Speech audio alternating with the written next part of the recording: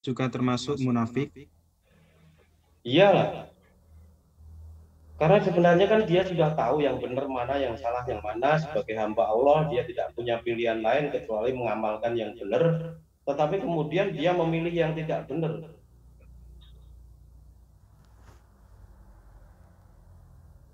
Kan semuanya sudah diberi kemampuan, semuanya mampu untuk melaksanakan apapun yang menjadi kehendak Allah itu semuanya mampu. Apa yang tidak mampu coba? Sholat semuanya ya mampu. Kalau tidak mampu berdiri ya sudah sambil duduk. Kalau tidak mampu duduk ya sudah sambil berbaring boleh.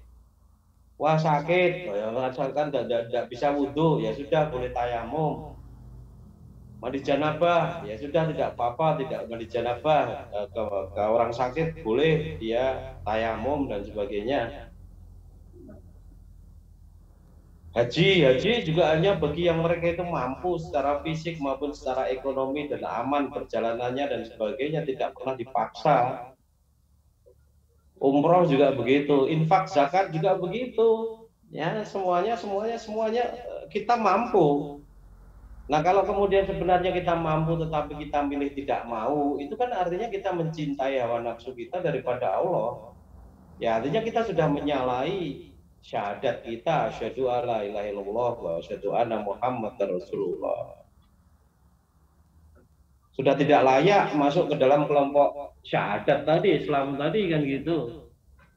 Apalagi itu kalau sudah berulang dan akhirnya menjadikan hati menjadi keras tadi, tidak bisa diingatkan dengan baik.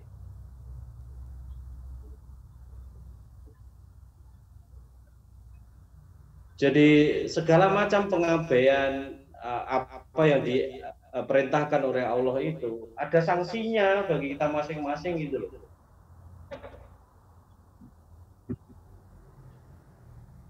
Ya, secara pribadi diri kita, hati kita menjadi keras seperti itu kalau kemudian kita abaikan.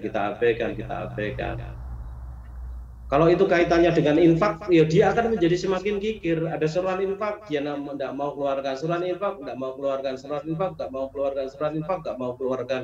Ya sudah keras hatinya akhirnya, dia menjadi orang yang betul-betul kikir dia. Bahkan bukan tidak mau yang mengeluarkan maunya, keluarkan semaunya, keluarkan sekedarnya aja, keluarkan sekedar formalitas saja. Ya itu tidak ada buahnya juga. Sama seperti orang yang sholat hanya sekedar formalitas, zakat formalitas saja, ya jadinya seperti itu juga. Pelecehan terhadap aturan Allah kan gitu. Nah, kalau kita melecehkan kepada aturan Allah ya sama saja seperti kita itu nasullaha fanasiyahum. Kita telah melupakan Allah sebagai bos kita yang memberikan rezeki kita yang sudah amat sangat banyak, yang la tuhsuha, yang tidak bisa dihitung sama sekali, tetapi kita mengabaikannya dan gitu. Kita tidak bersyukur kepadanya. Padahal kita diingatkan fabi ayyi ala rabbikuma tukadziban.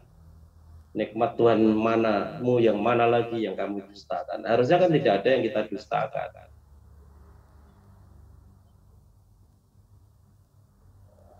Begitu Mas, mudah-mudahan bisa dipahami.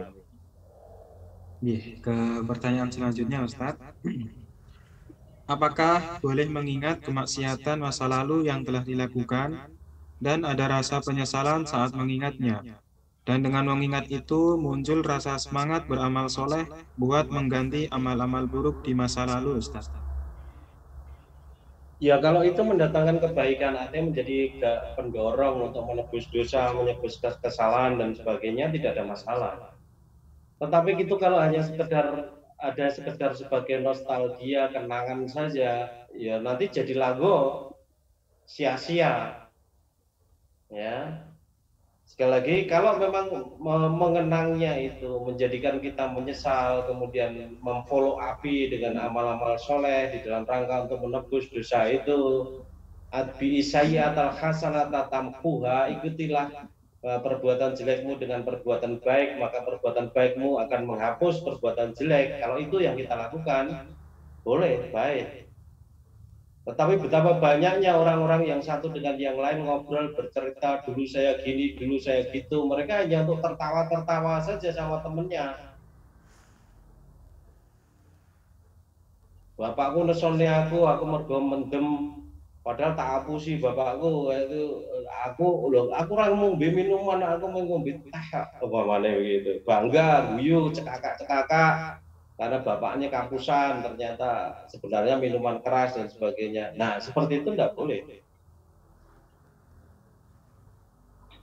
Itu tidak hanya melecehkan bapaknya, itu melecehkan Allah, seolah-olah dia hidup tidak diawasi oleh Allah. Kakaknya kakak di dalam rangka bahagia ngapusi bapaknya, padahal harusnya kepada bapaknya dia itu berbakti kan gitu. Kepada Allah juga harusnya berbakti, tetapi di situ kepada bapaknya dia menghinakan, kepada Allah melecehkan dan sebagainya. Kalau sekedar hanya untuk dikenang seperti itu, ya tentu saja tidak boleh karena itu termasuk perbuatan lagu sia-sia. Kalau memang dikenang untuk menyesal, kemudian mengikuti dengan amal soleh di dalam rangka untuk menebus dosa-dosa yang lampau, tentu saja boleh karena efeknya adalah positif itu. Begitu Mas, mudah-mudahan bisa dipahami.